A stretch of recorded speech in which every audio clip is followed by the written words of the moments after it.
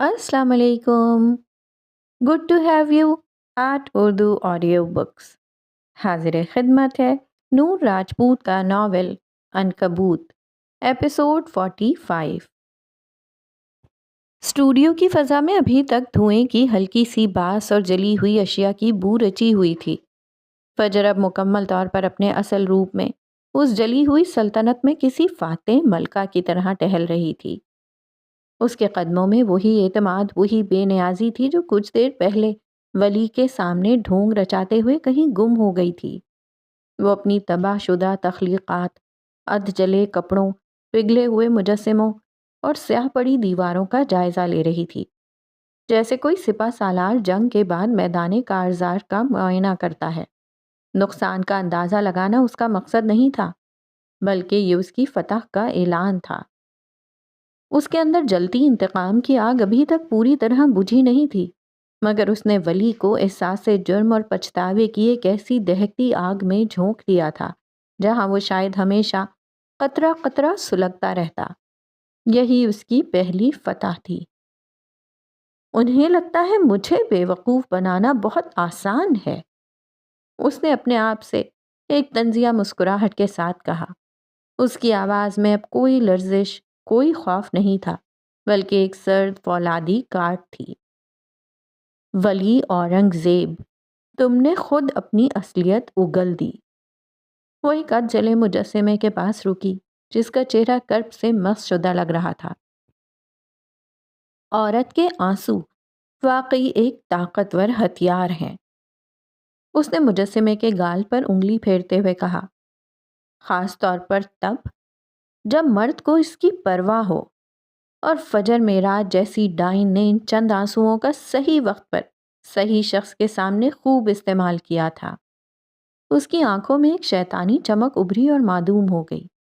Studio के अध जले बेजान मुजस्समे जो कुछ देर पहले उसकी आहो बुका पर शदीद तरस खा रहे थे, जो उसके सिसकने पर खुद भी सिसकते महसूस हो रहे थे, अब जैसे हैरत से मुंह खोले उसे तक रहे थे। उनके बेजान चेहरों पर अगर तासुरात आ सकते तो यकीनन एक शदीद नागवारी, एक धोखा खा जाने का एहसास होता। मगर वो फजर मेराज थी, वो डाइन जो मोहब्बत और जज्बात के नाम पर एक बार पहले ही कारी ज़र्ब खा चुकी थी। तो क्या वो यूं ही किसी के लिए अपने कीमती आंसू बहा देती? हरगिज़ नहीं। वो जैसे उन मुजस्सिमों के अनकहे सवालों का जवाब दे रही थी। मोहब्बत, जज्बात, एतबार, इन फजूलियात से अब मेरा कोई ताल्लुक नहीं। ये सब कमज़ोरों के चोंचले हैं और फजर मेराज कमज़ोर नहीं रही। उसने बेपरवाही से अपने बालों को जो ढीली पोनी से निकलकर पसीने से भीगे चेहरे पर चिपक गए थे समेटा और उन्हें एक मजबूती से ऊंची पोनी में बांध लिया। हर हरकत में एक नया अज़्म, एक नई तवानाई थी। फिर उसने अपने दोनों हाथों से चेहरे को रगड़कर साफ किया, जैसे आखिरी आंसू का आखिरी निशान भी मिटा देना चाहती हो, जैसे अपने चेहरे पर एक नया ज्यादा सख्त नकाब चढ़ा रही हो। पोनी ऊंची करते हुए उसने एक गहरी सांस ली और फिर चारों जानिब स्टूडियो के हर कोने, हर जली हुई चीज पर एक गहरी जायजा लेती नजर दौड़ाई। उसकी आंखें स्कैनर की तरह हर तफसील नोट कर रही थीं।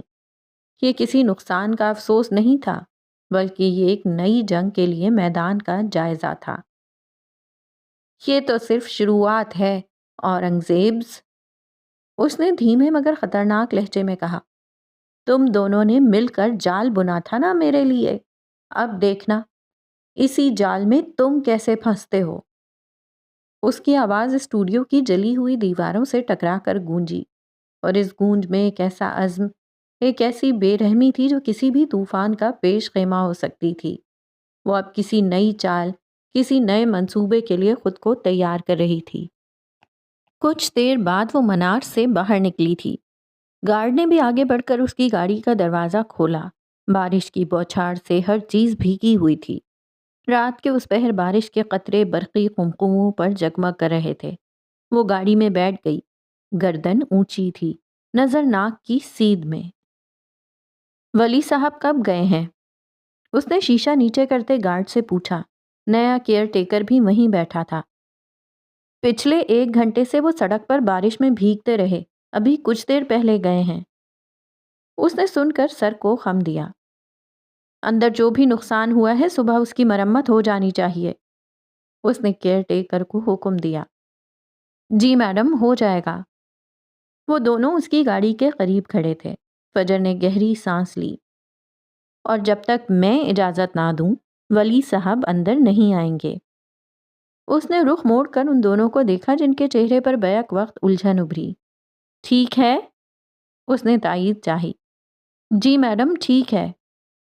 वो दोनों हुक्म बजा लाए तो फजर उन्हें वहीं उलझा हुआ छोड़कर गाड़ी लेकर मनार से बाहर निकल गई। उसकी गाड़ी गीली सड़क पर रवां दवां थी। टायरों से पानी के छींटे उड़ रहे थे। आसमान अभी तक सुरमई था, लेकिन बारिश थम चुकी थी। उसकी नजरें सड़क पर जमी थीं। चेहरे पर वही सर्दपन था जो गेट पर गार्ड से बात करते वक्त था। वली के बारिश में भीगते हुए पैदल जाने का ख्याल उसे किसी अजीब सी तस्कीन दे रहा था। उसने एक गहरी सांस ली और कार की खिड़की थोड़ी और नीचे कर ली। ठंडी भीगी हवा उसके चेहरे से टकराई। उसका दिमाग तेजी से काम कर रहा था। औरंगजेब को एक ऐसा सबक देना जरूरी था जो उन्हें उनकी हुदूद याद दिलाए और ये भी बताए कि फजर के फैसलों के आगे किसी की नहीं चलती। लेकिन इस सब में जो एक जुमला उसे बार बार तंग कर रहा था वो वली का था। क्योंकि मुझे वहां होना था जहां अरसल था, तुम्हारे दिल में। मुझे वहां होना था फजर। उसने इस जुमले की तासीर से बचने के लिए गाड़ी की स्पीड बढ़ा दी। अंदर तक लगी आग अभी तक बुझी नहीं थी। लिफ्ट का दरवाज़ा टिन की आवाज़ से खुला और वली अंदर दाखिल हुआ। ग्रे पैंट के साथ सफ़ेद ड्रेस शर्ट पहने था। उसके हाथ में एक कागज़ था और चेहरा बिल्कुल सपाट, जबकि उसकी गहरी आंखें शोले उगल रही थीं। ऑफिस में उस वक्त मुराद और उरूज़ा मौजूद थे जो एक मेज़ पर बिखरे चंद नक्शों को देख रहे थे। अरे छोटे, तुम यहाँ? खैरियत तो है? मुराद ने उसे देखते ही पूछा और वली तेज तेज कदम उठाता उसके करीब से गुजरते हुए हाथ में पकड़ा कागज उसके मुंह पर चिपका गया। उसका रुख रईस की कुर्सी की तरफ था जिस पर वो गिरने वाले अंदाज में बैठ गया। मुराद ने मुंह से वो कागज उतारा और जैसे ही उस पर नजरें दौड़ाईं, उसका उभरने वाला कहकहा बेसाख्ता था। वो टर्मिनेशन लेटर था। सुबह सुबह वो मनार गया था मगर गार्ड्स ने उसे अंदर नहीं जाने दिया और उसके हाथ में टर्मिनेशन लेटर थमा दिया। मकड़ी ने तुम्हें टर्मिनेट कर दिया? मुराद से हंसी जब्त नहीं हो रही थी। वो कभी वली का मुंह देखता, फिर उस कागज को और फिर उसका उभरने वाला कहकहा बेसाख्ता होता, जबकि उरूजा उलझी नजरों से वली को देख रही थी। इससे पहले कोई कुछ कहता वॉशरूम का दरवाजा खुला और रईस बाहर निकला। उसके चेहरे पर पानी के हल्के कतरे थे। उसने वली को अपनी कुर्सी पर बैठे देखा। खैरियत बेबी ब्रो, तुम मनार नहीं गए? हाँ, वली को उसकी कुर्सी पर बैठने की इजाजत थी। सिर्फ वो बैठ सकता था। तुम्हारे इस लंबे चौड़े भांजे उर्फ बेबी ब्रो को उस जहरीली मकड़ी ने टर्मिनेट कर दिया है। लो, देख लो। मुराद ने टर्मिनेशन लेटर रईस को पकड़ाया, जो उसने एक नज़र देखा और फिर मेज पर रख दिया। जैसे तुम उस दिन उसकी तरफदारी कर रहे थे, मुझे लगा था वो जहन्नुम में भी तुम्हें अपना गार्ड रखेगी। रईस ने जल्दी पर तेल का काम किया, जबकि वली खड़े लब भींचे उनकी बातें सुन रहा था। उसकी खशमगी निगाहें उन्हें घूर रही थीं। आपको क्यों लगा वो जहन्नुम में जाएगी? उसने कदरे उलझन से पूछा। हरकतें ही ऐसी हैं, रईस ने जवाब दिया।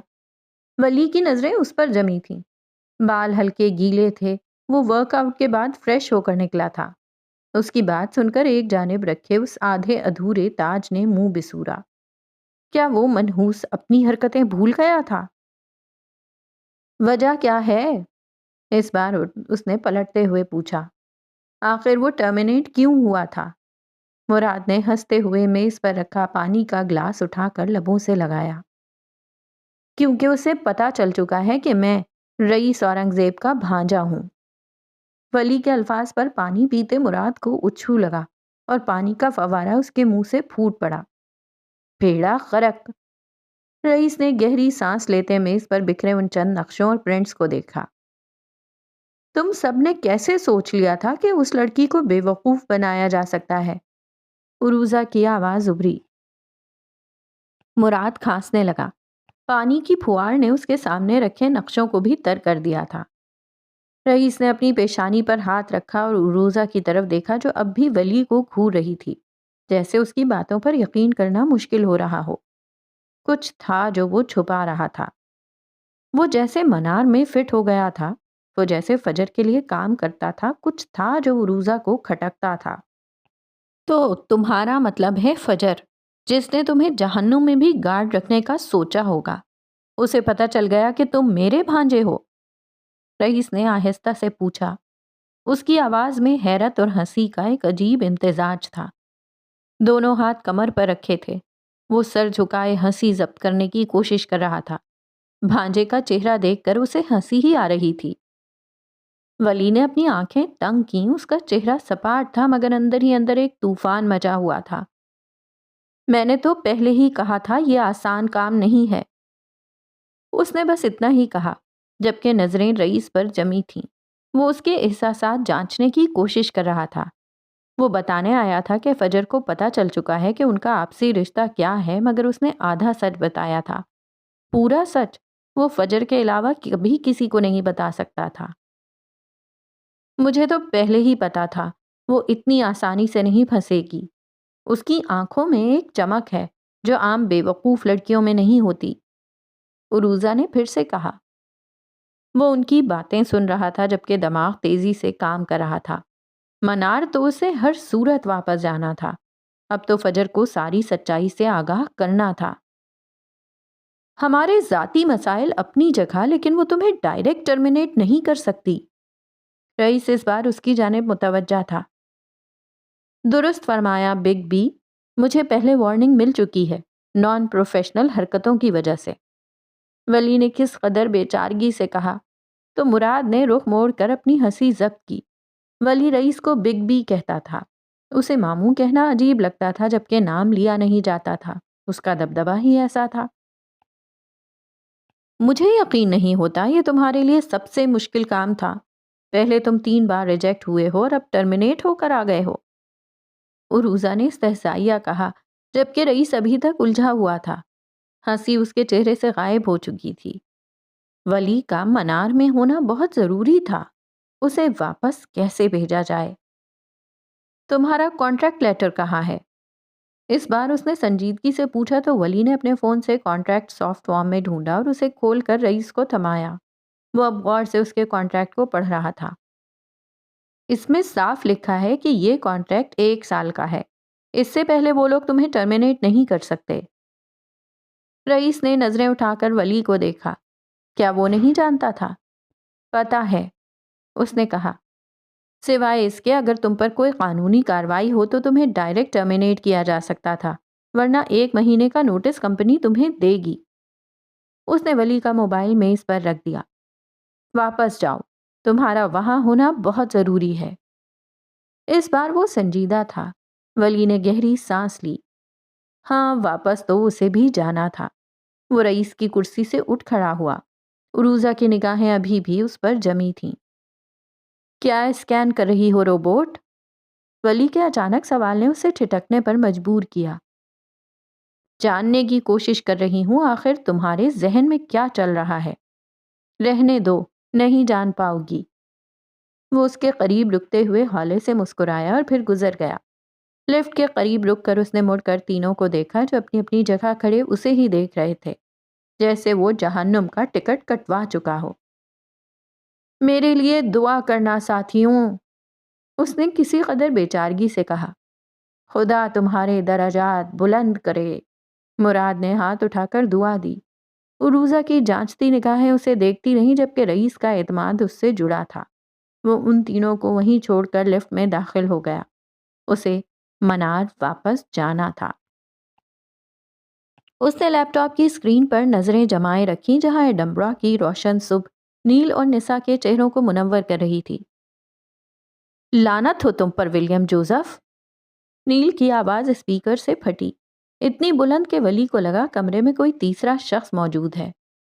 تمہارے لیے صرف تمہارے لیے ہم نے وہ پاکستانی لباس پہن کر ایک ایک روایتی پوز بنوا کر فوٹو شوٹ کروایا، اور تم کیا منہ لے کر آئے ہو؟ ٹرمینیٹ ہو کر؟ سیریسلی؟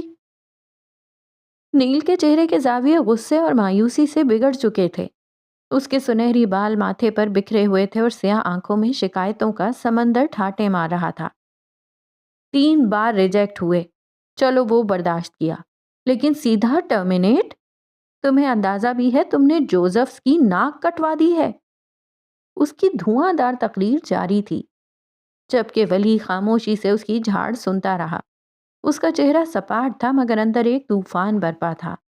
نسا جو اب تک ہلکے سے مسکرا رہی تھی، اب اس کی مسکراہٹ بھی غائب ہو چکی تھی۔ اس کی آنکھوں میں ولی کے لیے تشویش کی لہریں ابھرنے لگیں۔ نسا نے ہی اسے میسج کر کے حال احوال پوچھا تھا، جس پر ولی نے بتایا کہ وہ ٹرمینیٹ ہو چکا ہے۔ اور پھر کیا؟ 5 منٹ کے اندر اندر ایڈنبرا سے اسے فون آ چکا تھا۔ میں سب ٹھیک کرنے کی کوشش کر رہا ہوں۔ اس کی آواز میں تھکاوٹ اور بے بسی نمایاں تھی۔ مگر یہ اتنا آسان نہیں جتنا تم سمجھ رہے ہو۔ اس کا بھروسہ ٹوٹا ہے، بری طرح ٹوٹا ہے۔ وہ اب مجھ پر، میرے کسی لفظ پر یقین نہیں کرے گی۔ وہ واقعی پریشان تھا۔ اس پریشانی میں اس کے چہرے پر موجود نشان مزید گہرا اور نمایاں لگ رہا تھا، جیسے اس کے اندر کی ٹوٹ پھوٹ کا عکس ہو۔ نسا اسے ٹکٹکی باندھے دیکھتی رہی۔ اس کی آنکھوں میں الجھن تھی، بھائی کے لیے گہری ہمدردی اور شاید کچھ سمجھنے کی کوشش۔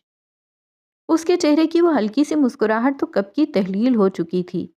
پھر اس کی آواز کمرے کی خاموشی میں گونجی، ولیم۔ اس نے بالکل ویسے ہی پکارا تھا جیسے وہ ہمیشہ پکارتی تھی۔ اس آواز میں ایک مان تھا، ایک اپنائیت تھی جو ولی کے اندر تک اتر گئی۔ اس نے سر اٹھا کر نسا کو دیکھا جو اسکرین کے دوسری طرف سے اسے زندگی کا ایک اہم سبق سکھانے والی تھی۔ یہ بات سمجھنے کی کوشش کرو کہ وہ تمہاری بیوی ہے۔ تم لوگوں کی شادی جن بھی حالات میں ہوئی ہو، چاہے وہ تمہیں سخت ناپسند کرتی ہو، دل سے قبول نہ کر پائی ہو، مگر ایک بیوی ہونے کے ناطے لاشعوری طور پر ہی صحیح، اس کے دل کے کسی نہ کسی کونے میں تم سے کچھ امیدیں، کچھ توقعات ضرور وابستہ ہیں۔ یہ فطری ہے۔ نسا اپنی عمر سے کہیں زیادہ سمجھدار ہو چکی تھی۔ اپنی زندگی میں ہوئے اس حادثے کے بعد جس نے اس سے اس کی بے فکری چھین لی تھی، وہ بہت بڑی، بہت پختہ ہو گئی تھی۔ اسے جیکب کبھی پسند نہیں تھا، مگر جب شادی ہوئی تو ایک عام لڑکی کی طرح جیکب سے کچھ توقعات باندھ لی تھیں، جن کا جیکب نے بڑے بے رحمانہ طریقے سے خون کیا تھا۔ وہ جانتی تھی کہ امیدوں کا ٹوٹنا، بھروسے کا بکھرنا کیسا ہوتا ہے۔ تم چاہتے ہو وہ تم پر بھروسہ کرے۔ نسا نے ایک لمحے توقف کیا۔ تو اس کے ساتھ وہ رہو جو تم اصل میں ہو۔ باقی دنیا کے سامنے چاہے تم ایک سخت دل، سخت جان، ناقابل شکست انسان بنے پھرو، مگر حقیقت تو یہی ہے نا کہ تم اندر سے ایک نہایت صاف دل اور ہنسمکھ انسان ہو۔ وہ ولیم کہاں گیا جس نے اپنی بے ساختہ باتوں اور احمقانہ حرکتوں سے ہمیشہ ہمیں ہنسایا تھا؟ تمہارا دل تو شیشے کی طرح صاف ہے ولیم، اس میں کوئی میل نہیں، کوئی کدورت نہیں ہے۔ اس نے گہری سانس لی۔ تمہیں فجر کے سامنے کوئی سگما میل بننے کی، کوئی مصنوعی خول چڑھانے کی ضرورت نہیں ہے۔ اس کے سامنے بالکل ویسے رہو جیسے تم ہو، شیشے کی طرح صاف، شفاف۔ جب وہ اپنا اصلی خوبصورت عکس تمہارے اندر دیکھ لے گی نا، تو وہ خود بخود تم پر بھروسہ کرنے لگے گی۔ ولی اس کی باتیں انتہائی غور سے سنتا رہا۔ یہ باتیں کہیں نہ کہیں اس کے اپنے ذہن کے نہاں خانوں میں بھی موجود تھیں، مگر وہ اب تک فجر کے ساتھ اس لیے مکمل طور پر بے تکلف نہیں ہو پایا تھا کیونکہ وہ اس کی باس تھی۔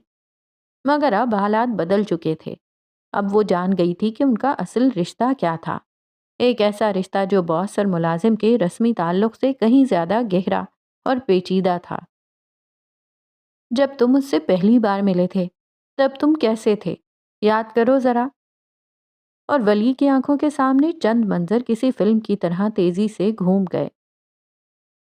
تمہیں پتا ہے تمہارا نام اگر فجر نہ ہوتا تو کیا ہوتا؟ فجر نے حیرت سے اسے دیکھا تھا۔ Breath taking.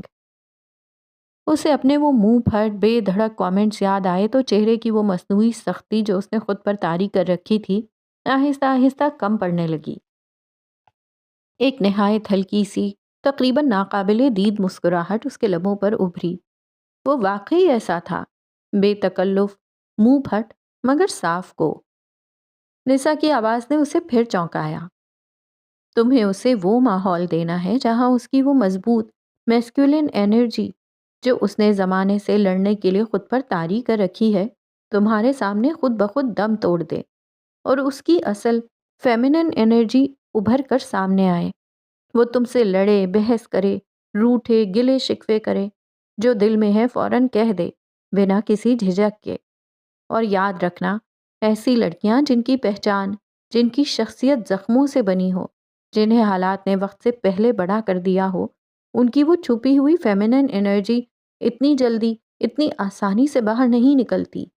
اس کے لیے صبر چاہیے، محبت چاہیے اور سب سے بڑھ کر خلوص چاہیے۔ وہ واقعی اس کی بہن تھی اور ایک عورت ہونے کے ناطے ایک دوسری عورت کی نفسیات کو، اس کی پیچیدگیوں کو سمجھنے میں اپنے بھائی کی مدد کر رہی تھی۔ وہ جانتی تھی کہ بھروسہ ٹوٹنا کیسا ہوتا ہے، دھوکہ ملنا، مسترد کیا جانا کیسا محسوس ہوتا ہے۔ وہ خود ایک صاف دل، حساس لڑکی تھی۔ اس نے زندگی کی تلخیوں کو قریب سے دیکھا تھا۔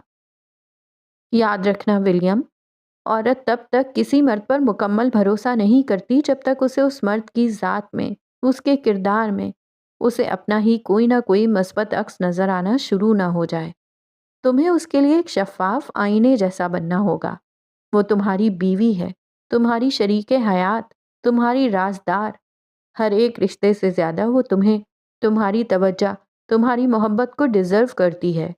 اسے یہ یقین دلاؤ کہ تم اس کے لیے ہو، صرف اس کے لیے، ایک پوری جنگ لڑ کر، ایک دنیا فتح کر کے آئے ہو۔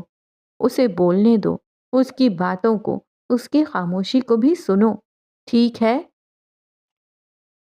ایک لمحے کو ولی کو لگا ہی نہیں کہ وہ اس سے چھوٹی تھی۔ اس کی باتیں، اس کا انداز، اس کی سمجھداری، وہ اسے مبہوت سا دیکھتا رہا۔ نسا کو واقعی وقت نے بہت جلد بہت بڑا کر دیا تھا۔ سن لیا یا اب بھی کانوں میں روئی ٹھونسی ہوئی ہے؟ نیل کی آواز جو اب تک پس منظر میں دب گئی تھی، قدرے نرم مگر اب بھی ہلکی سی خفکی لیے ہوئے ابھری۔ اب وہ اگر تمہیں 2-4 گالیاں بھی دے تو چپ چاپ سن لینا، تمہاری ہی غلطی ہے۔ ولی کے لبوں پر اب ایک حقیقی گہری مسکراہٹ تھی۔ ہاں، سن لیا اور سمجھ بھی گیا۔ وہ دونوں کو خدا حافظ کہتا، ان کی نیک تمنائیں وصول کرتا فون بند کر گیا۔ اس کے ارد گرد ایک دم خاموشی چھا گئی۔ اس نے ایک لمبی گہری سانس لی، جیسے سینے پر رکھا کوئی بھاری بوجھ اتر گیا ہو۔ اپنا آپ، اپنی روح، سب کچھ ہلکا پھلکا محسوس ہو رہا تھا۔ نسا کے الفاظ اس کے اندر تک سرائیت کر گئے تھے۔ چلو ولیم جوزف عرف ولی اورنگزیب، ایک اچھا نہیں، ایک بہترین شوہر بننے کا وقت آج، ابھی سے شروع ہوتا ہے۔ اس نے مسکرا کر گاڑی سٹارٹ کی۔ اس کے ارادوں میں ایک نئی مضبوطی تھی اور آنکھوں میں ایک نئی چمک۔ فجر کو جیتنے کی جنگ کا اگلا اور شاید سب سے مشکل مرحلہ اب شروع ہونے والا تھا۔ وہ اپنی بڑی شیشم کی میز پر جھکی، ہیزل آنکھوں پر اینک ٹکائے، پوری توجہ سے اسکیچ بک میں ایک پراسرار لباس کے خاکے میں رنگ بھر رہی تھی۔ لباس کا ڈیزائن ایک پیچیدہ تھا، نازک کام جو اس کی اپنی شخصیت کی طرح تہ دار تھا۔ کمرے میں ہلکی سی جاز موسیقی گونج رہی تھی اور کھڑکی سے چھن کر آتی دوپہر کی نرم دھوپ اس کے بالوں کو مزید چمکا رہی تھی۔ یکایک میز پر رکھا فون اپنی مخصوص گھنٹی کے ساتھ بج اٹھا۔ فجر نے جھنجھلا کر برش نیچے رکھا، اس کی یکسوئی میں خلل پڑا تھا۔ اس نے آہستگی سے ریسیور اٹھایا۔ جی، اس کی آواز میں پیشہ ورانہ مگر ہلکی سی بیزاری تھی۔ میڈم، ریسیپشن سے بات کر رہی ہوں، ولی آئے ہیں، وہ آپ سے ملنا چاہتے ہیں۔ ریسیپشنسٹ کی آواز میں ہمیشہ کی طرح شائستگی تھی۔ فجر کی خوبصورت بھویں جو ابھی تک ڈیزائن کی باریکیوں میں الجھی تھیں، یہ سن کر بری طرح سکڑ گئیں۔ ولی نہیں، ولی سر بولیں۔ اس نے دھیمے مگر سخت لہجے میں تصحیح کی۔ اس کا دل بے ترتیب دھڑک رہا تھا۔ اب وہ یہاں کیا کرنے آ گیا تھا؟ کیا ٹرمینیشن لیٹر کافی نہیں تھا؟ سوری میڈم، دوسری طرف سے گھبرائی ہوئی آواز ابھری۔ فجر نے آنکھیں بند کر کے گہری سانس لی، خود کو پرسکون کرنے کی کوشش کی۔ کیا کہہ رہے ہیں وہ؟ اس نے پوچھا۔ لہجے میں برف جیسی ٹھنڈک برقرار رکھنے کی کوشش کی گئی۔ وہ کہہ رہے ہیں کہ آپ سے ملنا بہت ضروری ہے، ورنہ وہ یہیں ریسیپشن پر بیٹھے رہیں گے چاہے سارا دن لگ جائے۔ فجر کی ناک غصے سے پھولی۔ یہ ڈھٹائی! اس نے ایک اور گہری سانس لی۔ عوامی تماشا وہ ہرگز نہیں چاہتی تھی۔ ٹھیک ہے، انہیں اندر بھیج دو۔ اس نے ریسیور کسی قدر سختی سے کریڈل پر رکھا اور پھر سے خود کو آنے والے طوفان کے لیے تیار کیا۔ اس نے فوراً اپنی اینک اتار کر ڈیسک پر رکھی اور بالوں کو ٹھیک کیا۔ وہ کمزور نظر نہیں آنا چاہتی تھی۔ کچھ ہی لمحوں بعد دروازہ آہستگی سے کھلا۔ فجر نے جان بوجھ کر چہرہ نہیں اٹھایا۔ وہ اسی طرح اسکیچ بک پر جھکی رہی جیسے دنیا و ما فیہا سے بے خبر ہو، مگر اس کے کان پوری طرح مستعد تھے۔ اس نے اس کے قدموں کی مانوس آہٹ سنی۔ قدموں کی آواز قریب آ کر اس کی میز کے سامنے رک گئی۔ پھر ایک کاغذ کے سرکنے کی آواز آئی اور اس نے اپنی میز پر رکھا وہ ٹرمینیشن لیٹر دیکھا جس پر اس کے دستخط تھے۔ آپ مجھے ٹرمینیٹ نہیں کر سکتی۔ ولی کی آواز پرسکون مگر غیر متزلزل تھی۔ میرا کانٹریکٹ آپ کی کمپنی کے ساتھ پورے 1 سال کا ہے۔ اس نے ایک کرسی کھینچی اور بغیر کسی اجازت کے انتہائی سکون اور اطمینان سے اس پر بیٹھ گیا، جیسے وہ اپنے ہی گھر کے کسی کمرے میں بیٹھا ہو۔ اس بار فجر نے سر اٹھایا۔ اس کی بھویں غصے سے مزید سکڑ گئیں اور ہیزل آنکھوں میں ناگواری کی تیز چمک ابھری۔ میں نے تمہیں بیٹھنے کو نہیں کہا مسٹر اورنگزیب۔ وہ اب اسے گھور رہی تھی۔ اس کی آواز میں وہی حاکمانہ سرد مہری تھی۔ وہ ڈرامہ کرنے اور اسے بے نقاب کرنے میں جیت تو گئی تھی، مگر ولی کے وہ چند جملے کسی آسیب کی طرح اس کا پیچھا نہیں چھوڑ رہے تھے۔ چھوڑتے بھی کیسے؟ وہ ولی کا اصل تھے، اس کی سچائی تھے، اور سچائی اکثر ناقابل فراموش ہوتی ہے۔ ولی نے اس کی بات سنی اور اس کے لبوں پر ایک دھیمی، ناقابل فہم مسکراہٹ نمودار ہوئی۔ اب کیا ایک شوہر کو اپنی بیوی کے آفس میں بیٹھنے کے لیے بھی پرمیشن لینی پڑے گی؟ وہ کس قدر معصومیت اور بھول پن سے بولا کہ ایک لمحے کو فجر کی آنکھوں میں شدید حیرت ابھری۔ یہ وہ رات والا زخمی گھائل ولی نہیں لگ رہا تھا۔ یہ اس وقت ایک پرعزم مضبوط انسان لگ رہا تھا جو کوئی فیصلہ کر کے آیا تھا، اسے جیتنے کا فیصلہ، ہر قیمت پر۔ شوہر؟ اس کی آواز طنز میں ڈوبی ہوئی تھی۔ تم ایک بہروپیے، ایک دھوکے باز انسان ہو اور کچھ نہیں۔ وہ ایک ایک لفظ چبا چبا کر بولی۔ اس کی آنکھوں سے جیسے شعلے نکل رہے تھے۔ چاہے ڈرامہ اس نے کیا ہو مگر دھوکا تو اسے ملا تھا نا۔ اس کی بات سن کر وہ دلکش انداز میں مسکرا دیا۔ چلیں، کچھ دیر کے لیے آپ مجھے بہروپیہ شوہر ہی کہہ لیں، کم از کم شوہر تو تسلیم کیا آپ نے۔ اسی پہلے والی معصومیت اور شرارت کے ملے جلے تاثر سے بولا تو فجر اندر تک سلگ اٹھی۔ یہ شخص اسے پاگل کر دے گا۔ جاؤ یہاں سے ورنہ تمہارے لیے بہت کچھ برا ہو سکتا ہے۔ وہ خود پر بمشکل ضبط کرتے ہوئے تنبیہی لہجے میں بولی۔ اس کی انگلیاں میز کی سطح پر سختی سے جم گئی تھیں۔ میرے ساتھ پہلے ہی کافی برا ہو چکا ہے، اس نے آہستگی سے کہا۔ اس کی مسکراہٹ اب بھی قائم تھی مگر اس میں ایک عجیب سی گہرائی تھی۔ اب تو کچھ اچھا کرنے کا، کچھ اچھا ہونے کا وقت ہے۔ وہ جس ٹھٹائی اور خود اعتمادی سے مسکراتے ہوئے اسے دیکھ رہا تھا، وہ فجر کو لمحہ بلمحہ حیران اور بے بس کر رہا تھا۔ ایک پل کو فجر کو اس میں اپنے پرانے ولیم جوزف کی جھلک دکھائی دی، جس سے وہ پہلی بار ملی تھی۔ خیر، میں یہاں آپ کو یہ بتانے آیا تھا کہ آپ قانونی طور پر مجھے نوکری سے نہیں نکال سکتی۔ میرا کانٹریکٹ پورے 1 سال کا ہے اور میں نے ایسا کوئی غیر قانونی کام نہیں کیا جس کی بنا پر آپ مجھے فوری طور پر فارغ کر سکیں۔ اگر آپ کو مجھے نکالنا بھی ہے تو کم از کم 1 مہینے کا تحریری نوٹس دینا ہوگا۔ یہ آپ کے اپنے کمپنی رولز کہتے ہیں۔ اس نے میز پر پڑے کانٹریکٹ کی ایک کاپی اس کی طرف سرکائی۔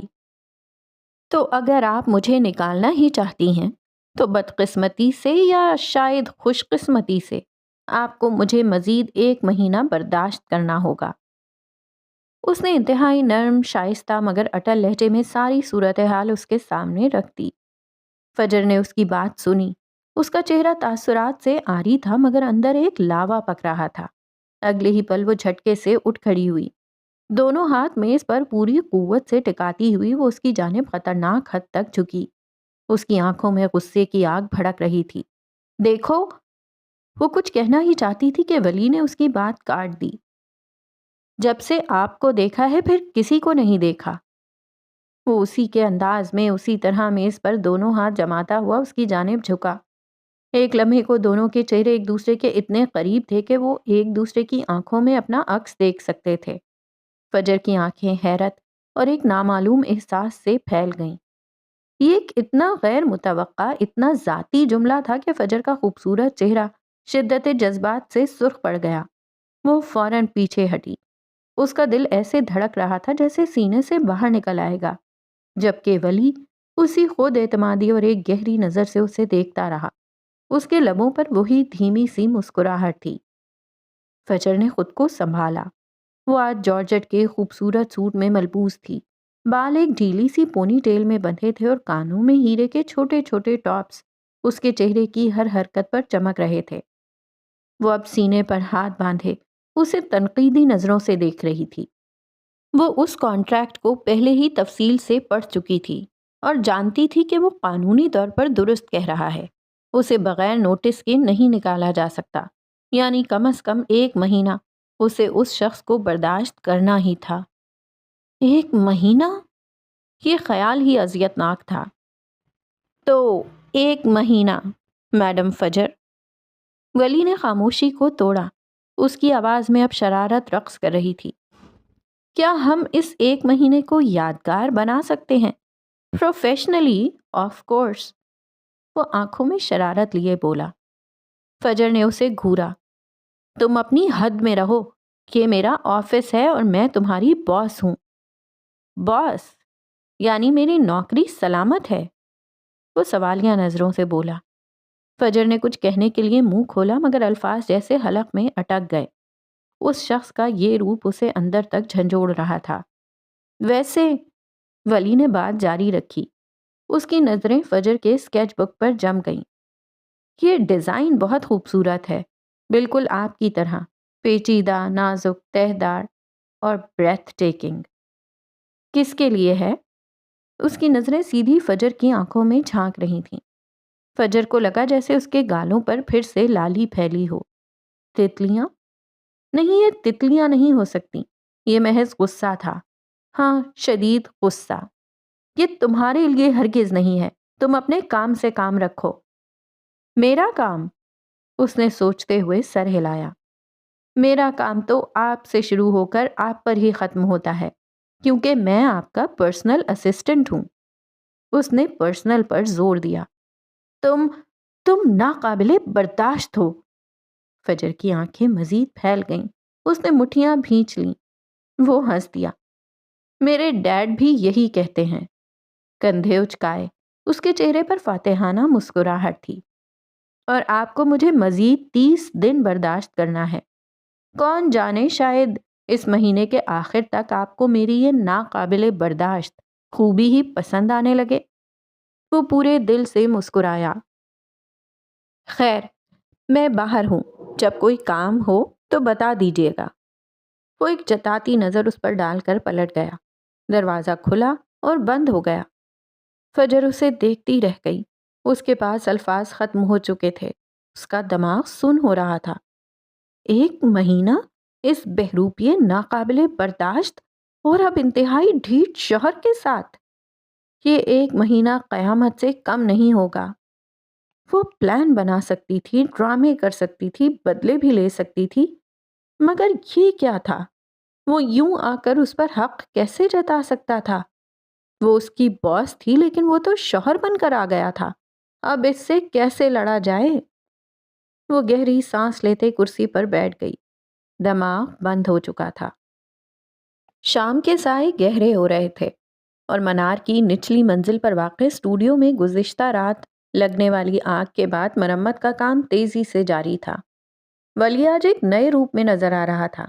اس کے انداز میں ایک عجیب سی اپنائیت اور خود اعتمادی تھی، جیسے یہ جگہ، یہ کمپنی، یہ لوگ سب اس کے اپنے ہوں۔ وہ ہر ٹیم، ہر گروپ کے پاس جا کر ان کی بات سن رہا تھا، مسائل حل کر رہا تھا اور ہدایات دے رہا تھا۔ اس کی آواز میں ایک ٹھہراؤ اور لہجے میں ایک ایسی اتھارٹی تھی جو پہلے کبھی محسوس نہیں ہوئی تھی۔ وہ واقعی اس جگہ کا حصہ بن چکا تھا۔ کسی کو کوئی مسئلہ درپیش ہوتا تو پہلا نام ولی کا ہی ذہن میں آتا۔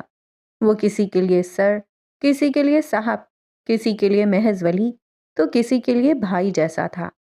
آج جب اس کی حقیقت فجر پر آشکار ہو چکی تھی، اس کے دل میں ایک عجیب سا سکون تھا، جیسے برسوں بعد اپنے گھر لوٹا ہو۔ فجر جو کسی کام سے نیچے آئی تھی، اسٹوڈیو کے دروازے پر کھڑے ولی کو دیکھ کر ٹھٹک گئی۔ وہ مزدوروں کو ہدایات دے رہا تھا، اور اس کا یہ روپ اس ولی سے یکسر مختلف تھا جو صبح اسے زچ کر کے گیا تھا۔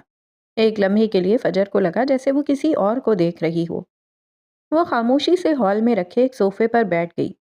اس کی نظریں بظاہر کام کرتے ورکرز پر تھیں، مگر وہ جانچ اسے ہی رہی تھی۔ کچھ دیر بعد ولی کی نظر اس پر پڑی۔ فجر نے فوراً اپنا چہرہ دوسری طرف پھیر لیا جیسے اسے دیکھا ہی نہ ہو۔ ولی کے لبوں پر ایک شرارتی مسکراہٹ پھیل گئی۔ وہ اپنے فون میں مصروف ہو گئی، مگر اس کا سارا دھیان ولی کی طرف ہی تھا۔ چند لمحوں بعد قدموں کی آہٹ قریب آتی محسوس ہوئی۔ وہ اس کی جانب بڑھ رہا تھا۔ اس کے چہرے سے سنجیدگی غائب ہو چکی تھی اور آنکھوں میں وہی شوخی لوٹ آئی تھی۔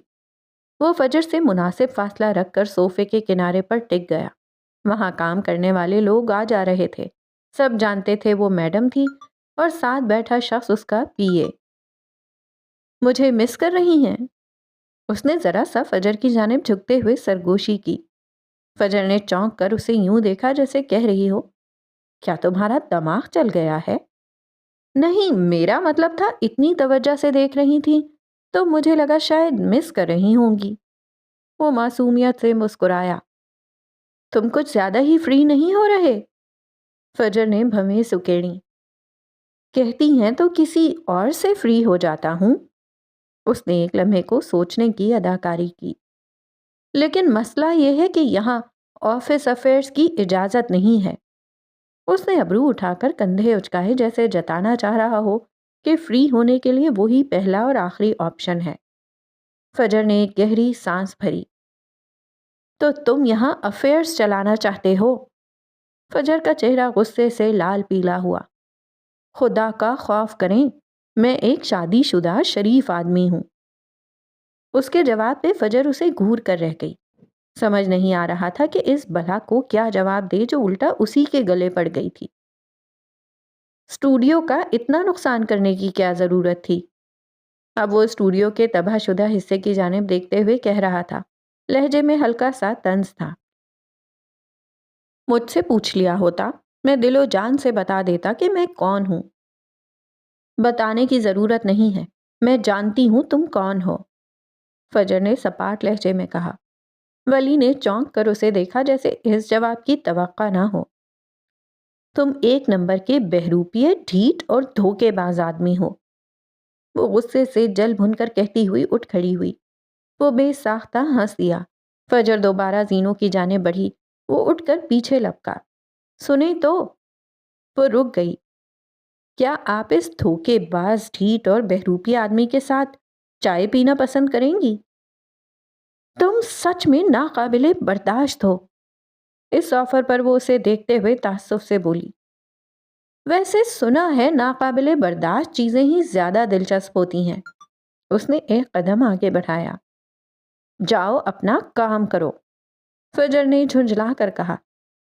کام تو آپ ہیں میڈم، لیکن میں شام میں فری ہوں۔ ایک چائے؟ شٹ اپ، وہ تیزی سے کہتے آگے بڑھ گئی۔ اوکے میڈم، جو آپ کا حکم۔ وہ اسے جاتے ہوئے دیکھ کر مسکرا دیا۔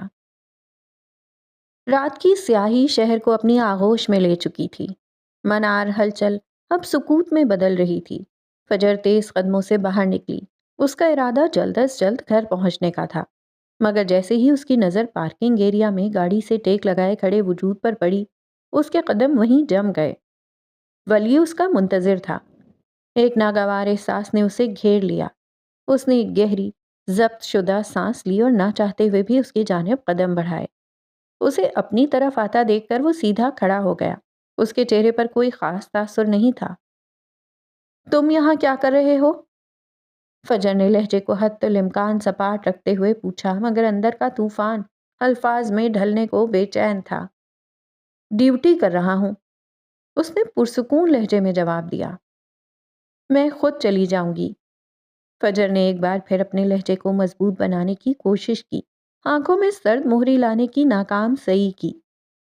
ایسا تو ممکن نہیں ہے میڈم، جانا تو آپ کو میرے ساتھ ہی ہوگا۔ اس نے فجر ہی کے انداز میں مگر زیادہ پختگی سے کہا۔ اس کی آواز میں ایک ایسی قطعیت تھی جس سے فرار مشکل تھا۔ آخر تم یہ سب کیوں کر رہے ہو کون تم؟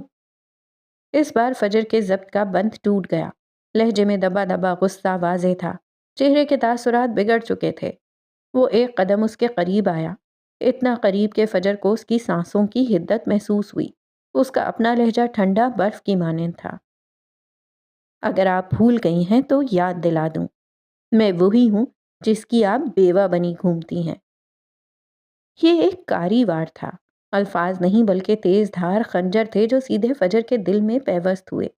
اس نے شدت سے آنکھیں میچ لیں، جیسے اس حملے کی اذیت کو اندر ہی اندر جذب کرنے کی کوشش کر رہی ہو۔ خود کو سنبھالتے ہوئے وہ آگے بڑھی اور گاڑی کا پچھلا دروازہ کھولنے کی کوشش کی۔ آگے بیٹھیں، ڈرائیور نہیں ہوں آپ کا۔ ولی کی آواز میں اب تلخی کا عنصر نمایاں تھا۔ فجر نے پلٹ کر اسے خونخوار نظروں سے گھورا، مگر مزید تماشا کرنے کے بجائے آگے کا دروازہ کھول کر خاموشی سے بیٹھ گئی۔ اس کی باتوں سے، اس کی موجودگی سے بچنے کا واحد راستہ یہی تھا کہ چپ چاپ گھر پہنچ جائے۔ وہ دوسری جانب سے آ کر ڈرائیونگ سیٹ پر بیٹھا۔ فجر نے فوراً اپنا رخ کھڑکی کی جانب پھیر لیا، جیسے باہر بھاگتے ہوئے بے جان نظارے اس کے اندر کے خلفشار سے زیادہ دلچسپ ہوں۔ گاڑی منار کی حدود سے نکلی اور شہر کی روشن سڑکوں پر رواں دواں ہو گئی۔ اندر ایک گہری بوجھل خاموشی چھائی رہی۔ فجر باہر دیکھتی رہی، ہر گزرتے منظر کے ساتھ اس کی الجھن بڑھتی جا رہی تھی۔ ولی نے بھی کوئی بات نہ کی۔ پھر اچانک گاڑی ایک مانوس سی کافی شاپ کے سامنے آ کر رکی۔ فجر نے چونک کر اس کی طرف دیکھا۔ اس سے پہلے کہ وہ کچھ کہہ پاتی وہ گاڑی کا دروازہ کھول کر باہر نکل گیا۔ فجر نے بے بسی سے سیٹ سے پشت ٹکا لی۔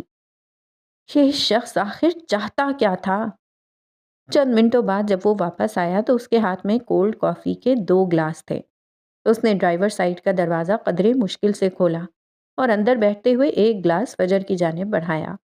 فجر نے اسے نہیں تھاما، بس خالی نظروں سے گلاس کو دیکھتی رہی۔ مجھے لگا منہ سے آگ نکال نکال کر تھک گئی ہوں گی، اب کچھ ٹھنڈا ہو جائے۔ اس کے لہجے میں شرارت تھی، مگر آنکھوں میں ایک گہری پرچھائی بھی تھی۔ کم بخت آگ سے کھیل رہا تھا، جانتا نہیں تھا۔ وہ اسے گھورے گئی۔ ہیزل آنکھیں اسے جلا کر خاک کرنا چاہتی تھیں۔ پکڑ لیں اب، پہلے بھی تو میرے ہاتھ کی کافی پیتی رہی ہیں۔ اس کی آواز میں اب نرمی کا شائبہ تھا۔ اس بار فجر نے گلاس تھام لیا، مگر ہونٹوں سے نہیں لگایا، بس اسے ہاتھ میں لیے بیٹھی رہی، جبکہ وہ سکون سے اسٹرا لبوں میں دبائے کافی پینے لگا جیسے کچھ ہوا ہی نہ ہو۔ کافی دیر کی خاموشی کے بعد جب فجر کا صبر جواب دینے لگا تو وہ اس کی طرف مڑی۔ کیا ہم اب چل سکتے ہیں؟ اس کی آواز میں تھکن اور بیزاری تھی، اس کا دماغ سن ہو رہا تھا۔ کیوں ایکسیڈنٹ کروانا چاہتی ہیں؟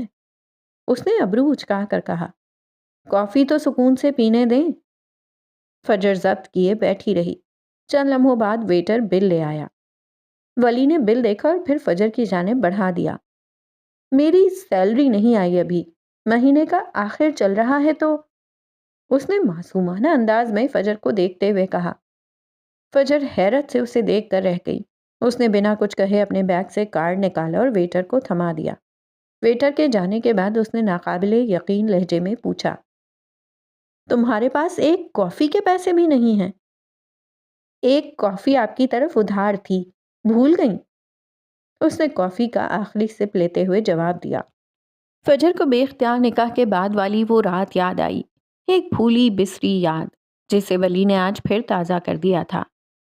میں حساب کتاب برابر رکھتا ہوں، وہ اب سکون سے اسے دیکھتے ہوئے کہہ رہا تھا۔ ویسے ابھی آپ کی طرف میرا حساب نکلتا ہے، پھر کب چکا رہی ہیں اس فورنر کا ادھار؟ بہت جلد، فجر نے دانت پیستے ہوئے کہا اور رخ موڑ لیا۔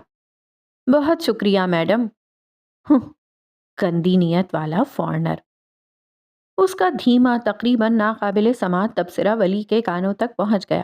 وہ ہونٹ بھینچ کر مسکرا دیا۔ ویٹر کارڈ واپس لایا، ولی نے کارڈ فجر کو تھمایا اور گاڑی آگے بڑھا دی۔ وہ نہیں جانتی تھی، مگر وہ یہ سب کچھ، یہ نوک جھونک، یہ اذیت ناک قربت، صرف اس کے ساتھ چند لمحے مزید گزارنے کے لیے کر رہا تھا۔ اس کے غصے، اس کی نفرت کے پردے میں چھپی کسی انجانی کشش کو محسوس کرنے کے لیے کر رہا تھا۔ رات کی تاریکی میں گاڑی آگے بڑھتی رہی اور دو الجھے ہوئے دل اپنی اپنی کشمکش میں مبتلا رہے۔ یہ اگلے دن صبح کا وقت تھا، چھٹی کا دن، اور فجر صبح کی تازہ ہوا میں لان کے نسبتاً سایہ دار ایریا میں بیٹھی تھی۔ خوشگوار ہوا چل رہی تھی اور وہ اپنے اور فلک کے پروجیکٹ پر کام کر رہی تھی جب ملازم نے آ کر اسے اطلاع دی۔ بی بی جی، انسپیکٹر سرمد صاحب اور ان کی ٹیم ملنے آئے ہیں۔ فجر نے گہری سانس لی۔ انہیں اندر لے آؤ۔ وہ جانتی تھی وہ یہاں کیوں آئے ہیں۔ تھوڑی دیر میں انسپیکٹر سرمد دو جونیئر افسران کے ہمراہ لان میں داخل ہوئے۔ فجر اپنی جگہ سے اٹھی۔ محترمہ فجر، امید ہے آپ خیریت سے ہیں؟ انسپیکٹر سرمد نے رسمی لہجے میں کہا۔ جی انسپیکٹر صاحب، تشریف رکھیں۔ فجر نے انہیں بیٹھنے کا اشارہ کیا۔ کہیے، کیسے آنا ہوا؟ انسپیکٹر سرمد نے سر ہلایا۔ آپ کے خلاف خود دفاعی کارروائی کا کیس مکمل طور پر بند کر دیا گیا ہے، فائل کلوزڈ۔ ہم آج یہاں ریاستی سطح پر جاری تفتیش کے سلسلے میں کچھ بات کرنے آئے ہیں۔ فجر نے غور سے ان کی طرف دیکھا۔ حملہ آور کے بارے میں کچھ پتہ چلا؟ افسوس کے ساتھ کہنا پڑ رہا ہے کہ اب تک اس کی شناخت نہیں ہو سکی۔ انسپیکٹر سرمد نے ایک فائل کھولی۔ کوئی مجرمانہ ریکارڈ نہیں، انگلیوں کے نشانات کسی سے میچ نہیں ہوئے۔ ایسا لگتا ہے کہ وہ سسٹم میں موجود ہی نہیں تھا، یا پھر وہ کوئی ایسا شخص تھا جسے خاص اس کام کے لیے باہر سے لایا گیا ہو۔ اس کا کیا مطلب ہے؟ وہ اس حادثے کو اپنی زندگی سے نکال دینا چاہتی تھی، مگر جیسے یہ ممکن ہی نہیں تھا۔ ہماری تفتیش اب اسی زاویے پر مرکوز ہے کہ اس حملے کے پیچھے کون ہو سکتا ہے۔ آپ کی کمپنی، آپ کے کاروباری معاملات، کوئی پرانی دشمنی، ہم ہر پہلو سے جائزہ لے رہے ہیں۔ ایک جونیئر افسر نے لقمہ دیا۔ فجر نے تلخی سے مسکرانے کی کوشش کی۔ دشمنیاں تو کاروبار کا حصہ ہوتی ہیں۔ اس نے کندھے اچکائے۔ ہم سمجھتے ہیں۔ انسپیکٹر سرمد نے سر ہلایا۔ ایسے سینکڑوں کیس روزانہ ان کے پاس آتے تھے۔ کیا آپ نے میری کمپنی کی سیکیورٹی کا آڈٹ کیا؟ جس کمپنی کو ہم نے سیکیورٹی کا ٹھیکہ دیا تھا، کیا ان کے اہلکاروں کی مکمل چھان بین ہوئی ہے؟ سیکیورٹی کمپنی کے گارڈ سے پوچھ گچھ جاری ہے۔ اسلم، مرحوم گارڈ، ایک بہادر آدمی تھا، اس کے بارے میں کوئی منفی بات سامنے نہیں آئی۔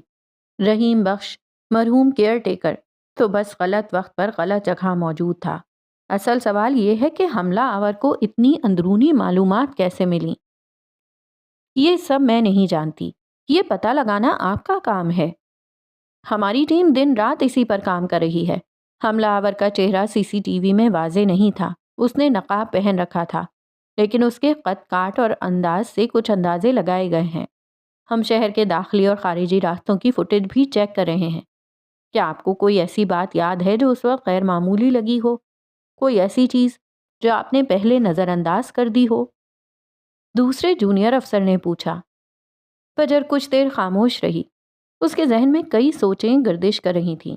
یہ سوال اس سے پہلے بھی پوچھے گئے تھے، مگر اس وقت وہ ذہن پر زیادہ زور ڈال رہی تھی۔ پھر اس کی آواز سنائی دی۔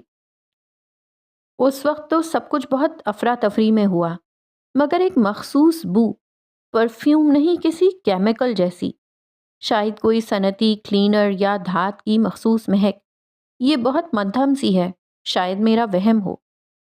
انسپکٹر سرمد اور ان کی ٹیم نے ایک دوسرے کی طرف دیکھا۔ ہر چھوٹی سے چھوٹی تفصیل اہم ہو سکتی ہے محترمہ فجر۔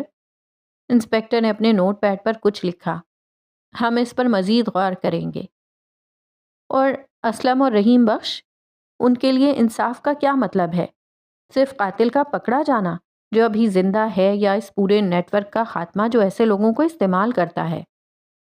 انصاف کے تمام تقاضے پورے کیے جائیں گے، انسپکٹر سرمد نے پرعزم لہجے میں کہا۔ ریاست ان بے گناہوں کی موت کو فراموش نہیں کرے گی۔ ہماری تفتیش کا دائرہ وسیع ہو چکا ہے۔ ہم بین الاقوامی ایجنسیوں سے بھی رابطے میں ہیں تاکہ اگر حملہ آور غیر ملکی تھا تو اس کی شناخت میں مدد مل سکے۔ سب انسپکٹر علی نے مزید کہا، ہم آپ کے ان تمام ملازمین سے بھی دوبارہ بات کریں گے جو اس دن دفتر میں موجود تھے یا جن کی رسائی حساس معلومات تک ہے۔ ہمیں کسی اندرونی مخبری کا بھی شدید شبہ ہے۔ فجر نے گہری سانس لی۔ میں ہر قسم کے تعاون کے لیے تیار ہوں، لیکن یاد رکھیں خطرہ کبھی بھی بڑھ سکتا ہے۔ وہ انہیں آگاہ کر رہی تھی کہ مزید کچھ بھی ہو سکتا تھا۔ ہم نے آپ کے علم میں لائے بغیر آپ کے گھر اور دفتر کے اطراف میں خفیہ نگرانی بڑھا دی ہے، لیکن آپ بھی محتاط رہیں۔ پولیس ٹیم مزید کچھ سوالات پوچھنے اور تفصیلات نوٹ کرنے کے بعد رخصت ہو گئی۔ فجر دوبارہ تنہا رہ گئی۔ لان کی خاموشی اب پہلے سے زیادہ بھیانک لگ رہی تھی۔ وہ جانتی تھی یہ لڑائی صرف پولیس کی نہیں، اس کی اپنی بھی تھی۔ اسلم اور رحیم بخش کی قربانی اسے چین سے بیٹھنے نہیں دے گی۔ اسے خود بھی ان سوالات کے جواب تلاش کرنے تھے جن کا تعلق براہ راست اس کی زندگی اور اس کی کمپنی کے مستقبل سے تھا۔ وہ صرف انتظار نہیں کر سکتی تھی، اسے خود بھی کچھ کرنا تھا۔ ایک بڑی شیشے کی کھڑکی سے باہر شہر کا دھندلایا ہوا منظر دکھائی دے رہا تھا۔ کمرے میں ہلکی سی کافی کی مہک پھیلی ہوئی تھی۔ فلک میز پر پھیلے کاسٹیومز کے خاکوں پر جھکی ہوئی تھی۔ اس کی آنکھوں میں ناقابل یقین حد تک حیرت اور خوشی کی چمک تھی۔ فجر، یہ تو ناقابل یقین ہے، فلک نے ایک خاکہ اٹھاتے ہوئے کہا جس میں ایک نوجوان لڑکی کو ستاروں سے مزین بہتے ہوئے کپڑے کا لباس پہنے دکھایا گیا تھا۔ اس کے چہرے پر عزم اور آنکھوں میں خواب تیر رہے تھے۔ تم نے تو جادو کر دیا، یہ خاکے نہیں خواب ہیں جو تم نے کاغذ پر اتار دیے ہیں۔ ہر لباس ایک کہانی سنا رہا ہے، ان لڑکیوں کی کہانی جنہیں ہم آواز دینا چاہتے ہیں۔ فجر اپنی گھومنے والی کرسی پر بیٹھی تھی، اس کے چہرے پر سنجیدگی تھی۔ فلک اس وقت ہلکے گلابی رنگ کی فراک میں ملبوس تھی جس پر تیز رنگ کے چھوٹے چھوٹے پھول بنے تھے اور چوڑا دوپٹہ شانوں پر سلیقے سے سیٹ تھا، جبکہ فجر نے ہلکے بھورے رنگ کی سلیو لیس ماڈرن فراک پر ایک خوبصورت پستہ رنگ کی کاٹن کی جیکٹ پہن رکھی تھی۔ جیکٹ پر نہایت نفیس کڑھائی تھی اور بڑے بڑے بھورے بٹن لگے ہوئے تھے۔ اس کے بال ایک ڈھیلی سی پونی میں بندھے تھے اور بھورے رنگ کا ہیئر بینڈ ماتھے کے قریب بالوں کو سمیٹے ہوئے تھا۔ جادو نہیں، بس کوشش ہے۔ فجر نے ہلکا سا مسکرانے کی کوشش کی، مگر اس کی آنکھوں میں تفکر کی گہرائی تھی۔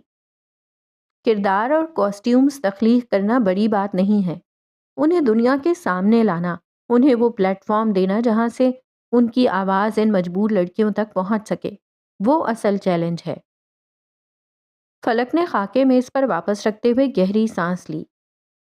تم ٹھیک کہہ رہی ہو، ہم کتنی ہی اچھی کہانیاں لکھ لیں، کتنے ہی بامعنی لباس ڈیزائن کر لیں، جب تک کوئی انہیں دیکھے گا نہیں، سنے گا نہیں، ان کا مقصد پورا نہیں ہوگا۔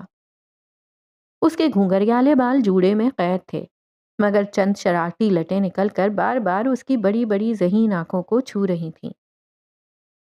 ہمیں ایک ایسا فیشن شو کرنا ہوگا جو دھوم مچا دے، اور اس کے لیے ہمیں کسی بڑے نام کی ضرورت ہے، کوئی ایسا جس کا نام ہی کافی ہو۔ رئیس اورنگزیب، فلک نے تقریباً سرگوشی میں کہا، جیسے کسی ممنوعہ طاقت کا نام لے رہی ہو۔ یہ سنتے ہی فجر کی آنکھوں میں ایک عجیب سی چمک ابھری۔ ہاں، رئیس اورنگزیب، انڈسٹری کا بے تاج بادشاہ، تقدیریں جس کے ماتحت ہیں، زر جس کا غلام ہے اور تاج جس کی پہچان ہے۔ اگر وہ ہمارے پروجیکٹ سے جڑ جائے تو سمجھو یہ آسمان چھو لے گا۔ اس نے رئیس کی اصل شخصیت بتائی تھی۔ فلک نے تشویش سے اسے دیکھا۔ سنا ہے وہ ایک تو بہت ہی ضدی اور مشکل آدمی ہے۔ فجر کے لبوں پہ ایک پراسرار مسکراہٹ نمودار ہوئی۔ تم اس کی فکر مت کرو، وہ میں دیکھ لوں گی۔ اب وقت آ گیا ہے کہ اس ڈارک لارڈ کو اپنے مقاصد کے لیے استعمال کیا جائے۔ اس نے دل ہی دل میں سوچا، پھر بلند آواز میں بولی، تم بس کرداروں کو مزید جان بخشو، میں اسپانسرشپ کا انتظام کرتی ہوں۔ منار کا ایک نام تھا، مگر جو نام رئیس گروپ کا تھا وہ منار کو شاید اگلے کئی دہائیوں میں بھی نہیں ملتا۔ مجھے تم پر بھروسہ ہے۔ فلک مسکرائی۔ میں ذرا باہر تک ہو کر آتی ہوں۔ فلک اپنی فائل اٹھاتے ہوئے کرسی سے اٹھی اور کمرے سے باہر نکل گئی، جبکہ فجر دوبارہ خاکوں میں کھو گئی۔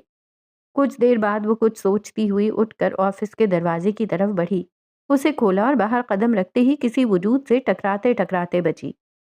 سامنے ولی کھڑا تھا، بھوری پینٹ پر خاکستری ڈریس شرٹ پہنے۔ وہ آج ہمیشہ سے زیادہ وجی اور پر اعتماد لگ رہا تھا۔ کتھئی آنکھوں میں مخصوص شرارت چمک رہی تھی۔ سوری، ولی نے فوراً پیچھے ہٹتے ہوئے کہا، مگر اس کی آواز میں مصنوعی سنجیدگی کے ساتھ ساتھ دبی دبی ہنسی بھی شامل تھی۔ فجر نے اسے نظر انداز کرنے کی کوشش کی۔ دھیان سے چلا کرو، یہ نہ ہو کسی پتھر سے ٹکرا کر سر پھوڑ لو۔ اس نے چلتے ہوئے طنز کیا۔ جی میڈم، ضرور، وہ فرما برداری سے بولا، پھر جیسے کچھ یاد آیا ہو۔ وہ میں پوچھنے آیا تھا، میری سیلری کیوں نہیں آئی؟ وہ آنکھوں میں ناچتی شرارت دبائے معصومیت سے پوچھ رہا تھا۔ فجر نے اسے دیکھتے ہوئے گہری سانس بھری۔ HR ڈپارٹمنٹ سے پتا کرو۔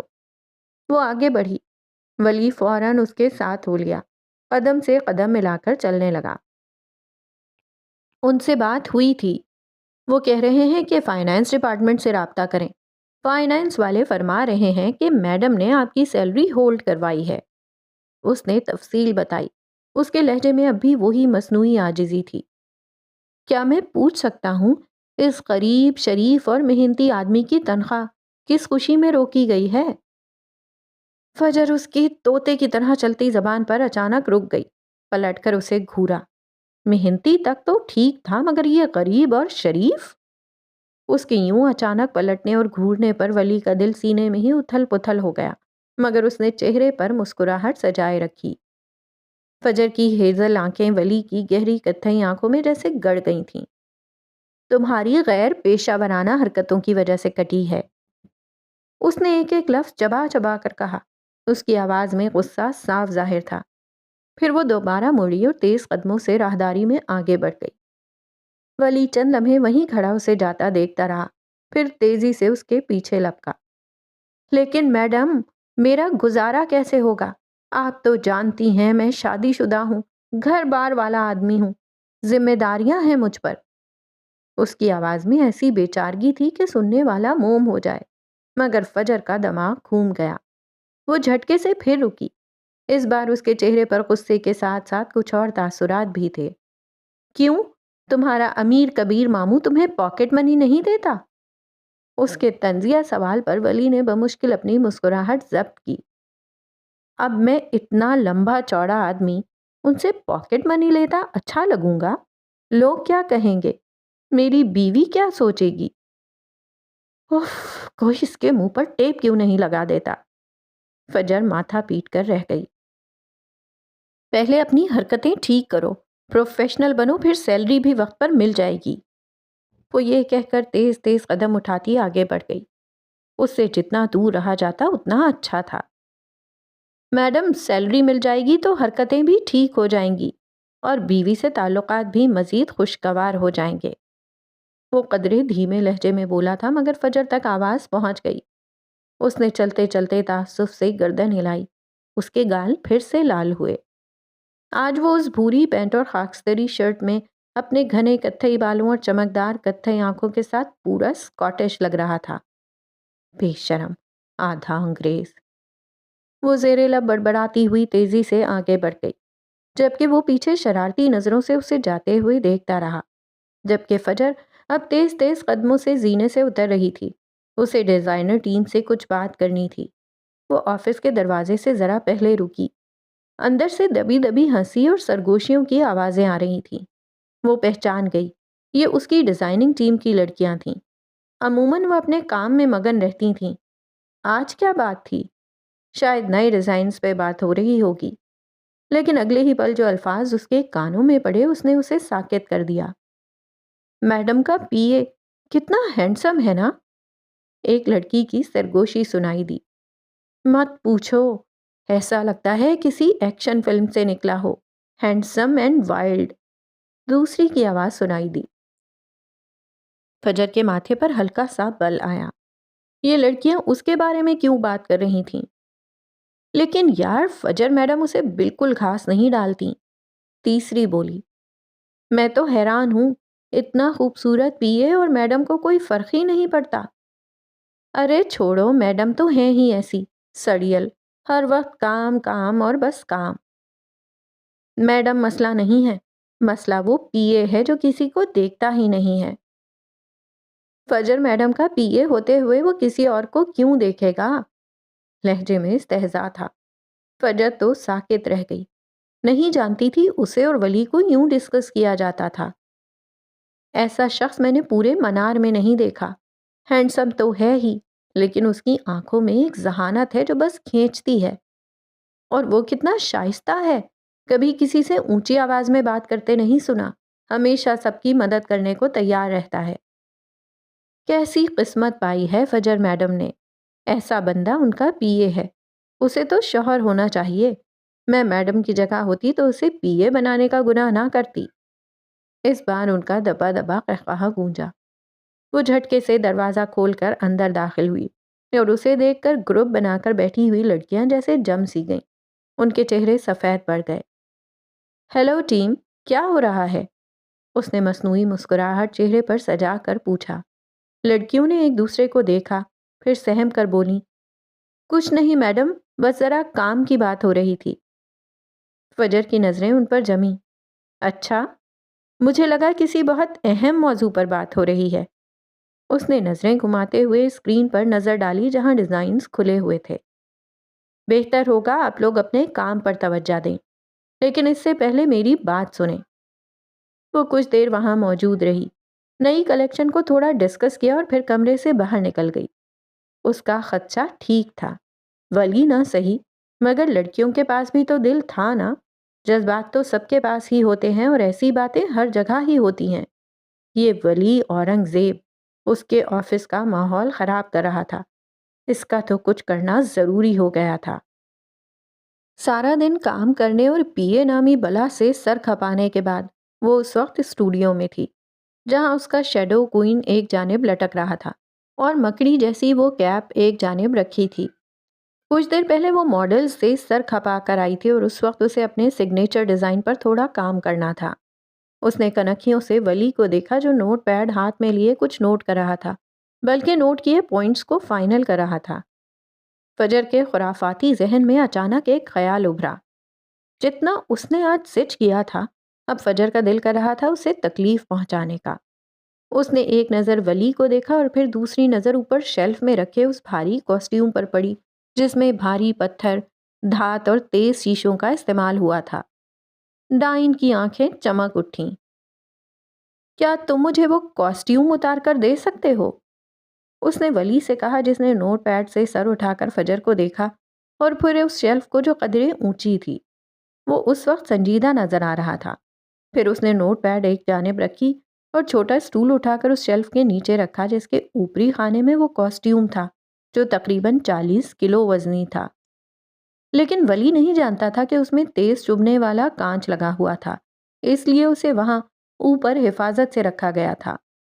اسٹول پر چڑھ کر اس نے شیلف کے خانے کا دروازہ سرکایا اور جیسے ہی اس نے کاسٹیوم کا کونا ہاتھ میں آنے پر اسے کھینچا، اگلے ہی پل کاسٹیوم کسی ہتھیار کی طرح اس کے اوپر گرا، مگر اس سے پہلے ہی اس نے دونوں ہاتھ بڑھا کر اسے تھام لیا۔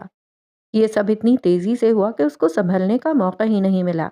بھاری بھرکم جوڑا اپنی تمام تر زیبائش اور وزن کے ساتھ سیدھا ولی کے ہاتھوں پر گرا۔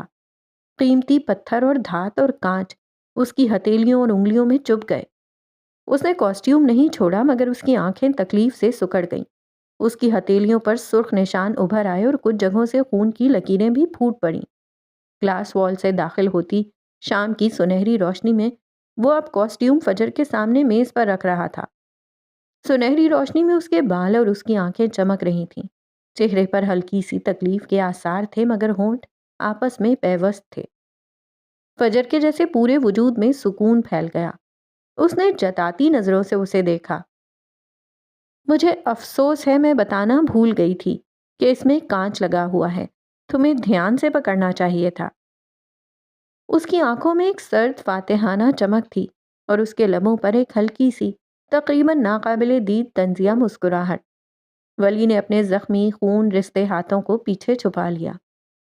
میں ٹھیک ہوں میڈم، وہ یوں بولا جیسے کچھ ہوا ہی نہیں تھا، حالانکہ خون کے قطرے اس کے دونوں ہاتھوں سے ٹپک کر اسٹوڈیو کے سفید چمچماتے فرش کو رنگا رنگ کر رہے تھے۔ اور کچھ؟ وہ جس سپاٹ چہرے سے پوچھ رہا تھا، فجر نے پہلے خون کے قطروں کو دیکھا اور پھر اس کے چہرے کو۔ اس نے جھجری سی لی۔ وہ اسے جسمانی درد دینے کی کوشش کر رہی تھی جس نے درد کی آخری انتہاؤں کو برداشت کیا تھا، مگر اس وقت درد جسمانی نہیں تھا، درد کہیں اور ہوا تھا۔ اس کے دل میں شاید کسک اٹھی تھی۔ وہ اسے تکلیف دے کر خوش تھی جسے وہ ہر تکلیف سے بچاتا تھا۔ جاؤ ان کی مرہم پٹی کرو، فجر نے کوفت سے کہا۔ اس کے پیچھے بندھے ہاتھوں سے خون بہہ رہا تھا۔ ڈونٹ وری، میں ٹھیک ہوں، جاؤ پلیز۔ اس بار اس کی آواز قدرے تیز تھی۔ ولی نے گہرا سانس لیا اور پھر آس پاس نظریں دوڑائیں۔ وہ سادہ کپڑا ڈھونڈ رہا تھا اور پھر اسے مل گیا، گہرے رنگ کا ایک سادہ سا کپڑا۔ اسے اس نے پھاڑ کر پہلے ایک ہاتھ پر باندھا اور پھر دوسرے پر۔ وہ اسے دیکھتی رہی اور پھر وہ نوٹ پیڈ اٹھا کر باہر نکل گیا، جبکہ فجر کی نگاہیں ابھی تک اس خون پر جمی تھیں جو چمچماتے فرش پر پڑا تھا۔ رات ہو چکی تھی۔ سبھی ملازم اپنے اپنے گھروں کو نکل گئے تھے۔ پروڈکشن ہال میں مشینوں کی گونج اور کپڑوں کی بھینی بھینی خوشبو پھیلی تھی۔ فجر ایک نئے ڈیزائن کے کپڑے کی کٹنگ دیکھ رہی تھی اور اس کے ہاتھ میں تیز قینچی تھی۔ اس کا دھیان پوری طرح ڈیزائن پر مرکوز تھا اور وہ تفصیلات میں گم تھی۔ اسی وقت ہال کا دروازہ کھلا اور ولی اندر داخل ہوا۔ وہ تب سے اب نظر آیا تھا، ہاتھوں پر اب تک کپڑا بندھا تھا۔ فجر نے کٹنگ کرتے ہوئے اچانک ایک قدم پیچھے لیا اور وہیں پر پڑی ایک کپڑے کی رول پر اس کا پاؤں پڑا۔ اس کا توازن بگڑا اور وہ گرتے گرتے بچی۔ قینچی اس کے ہاتھ سے چھوٹ گئی اور اس کی انگلیوں کے پاس سے گزرتی ہوئی نیچے جا گری۔ اس کے منہ سے ہلکی سی کراہ نکلی۔ وہ وہیں بیٹھ گئی۔ اس کی ایک انگلی پر چھوٹا سا کٹ لگا اور خون رسنے لگا۔ ولی جو اسی کی جانب بڑھ رہا تھا، اس کی آنکھوں میں لمحے بھر میں پریشانی اور خوف درایا۔ وہ بغیر کسی توقف کے بجلی کی سی تیزی سے اس کی جانب لپکا۔ فجر! اس کی آواز میں تڑپ تھی، جیسے اس کے اپنے وجود پر چوٹ لگی ہو۔ وہ گھٹنوں کے بل جھکا اور فجر کا ہاتھ اپنے ہاتھوں میں لے لیا۔ اس کے چہرے پر بے پناہ تشویش تھی، جیسے دنیا کی سب سے بڑی آفت آ گئی ہو۔ کیا ہوا؟ دکھائیں مجھے۔ اس نے نرمی سے اس کی انگلی کو دیکھا جہاں سے خون کی باریک لکیر بہہ رہی تھی۔ اس کے چہرے پر اضطراب صاف جھلک رہا تھا۔ دھیان سے کام کیا کریں۔ اس کی آواز میں ڈانٹ نہیں تھی بلکہ حد درجہ فکر مندی تھی۔ اس نے فوراً میز پر پڑا کپڑا اٹھا کر انگلی پر لپیٹ کر خون روکنے کی کوشش کی، جبکہ فجر اسے یوں فکر مند دیکھ کر خود حیران رہ گئی۔ کیا تھا وہ شخص جسے وہ اتنی تکلیف پہنچا کر خوش تھی؟ وہ اسے ذرا سی تکلیف میں دیکھ کر پریشان ہو گیا تھا۔ اٹس اوکے، کچھ نہیں ہوا۔ اس نے اپنے ہاتھ ولی کے ہاتھوں سے کھینچ لیے۔ چہرے پر جہاں ایک پل پہلے حیرانی تھی، اب وہاں سرد مہری لوٹ آئی تھی۔ یقیناً وہ اب بھی اداکاری کر رہا تھا۔ اس کے ذہن میں پہلا خیال یہی آیا۔ وہ اٹھ کھڑی ہوئی تھی۔ وہ بھی اٹھا۔ نظریں اس کے چہرے پر تھیں جو اس سے اعتراض برت رہی تھی۔ میں فرسٹ ایڈ باکس لاتا ہوں۔ وہ اسے وہیں چھوڑ کر فرسٹ ایڈ باکس ڈھونڈنے لگا۔ یقیناً پروڈکشن ہال میں کہیں نہ کہیں تو ضرور ہوگا۔ میں نے کہا نا، کچھ بھی نہیں ہوا، ذرا سا کٹ ہے۔ جانے کیوں اسے ولی کے وجود سے الجھن ہو رہی تھی۔ وہ جلد از جلد اس سے دور جانا چاہتی تھی۔ وہ شخص اس سے بھی بڑا اداکار تھا۔ وہ اس کی سخت آواز پر رک چکا تھا۔ پھر اس نے کلائی پر بندھی گھڑی پر نظر ڈالی۔ 9 بجنے والے ہیں، میرے خیال سے ہمیں نکلنا چاہیے۔ وہ بھی سنجیدہ ہوا تو فجر بنا کچھ کہے تیز تیز قدم اٹھاتی ہال سے باہر نکل گئی۔ دروازہ کھلا اور بند ہو گیا۔ وہ وہیں کھڑا رہ گیا۔ تم مجھ پر یقین کیسے کرو گی؟ بند دروازے کی جانب دیکھتے اس نے افسردہ سانس خارج کی اور پھر خود بھی تیز تیز قدم اٹھاتا ہال سے باہر نکل گیا۔ پیچھے پروڈکشن ہال ان کے جانے سے خالی رہ گیا تھا۔ وہ ساری توانائی اپنے ساتھ لے گئے تھے۔